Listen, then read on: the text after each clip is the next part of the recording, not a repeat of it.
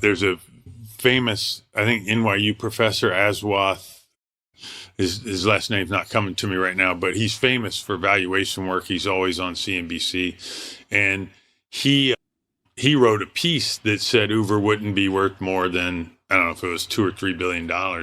And I wrote a reply called How to Miss by a Mile. Aswath Damodharan, I believe. Yeah, it and he's is. wonderful. I called him before I published it just because I like to tell him it was coming, but it was a classic mistake. He basically took the taxi market and said, that's the upper limit. Yep. And that's just the wrong math. Like Travis and the team made this thing so convenient and so available that it was a product that's 10x better than the taxi market. And so the usage, and by the time I wrote that, I already knew that Uber in San Francisco was 20x bigger than the taxi market in San Francisco. Yeah. So I already knew he was wrong with that analysis. We'd already blown through it. Yeah. But he didn't know that. And so, yeah.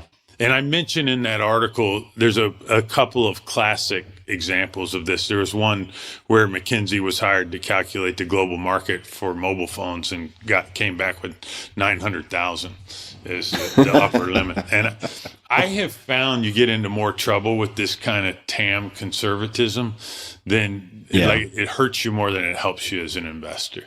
Mm-hmm. If you feel like something's super disruptive and it's unlocking things, like your optionality to build on top of that's going to be pretty spectacular.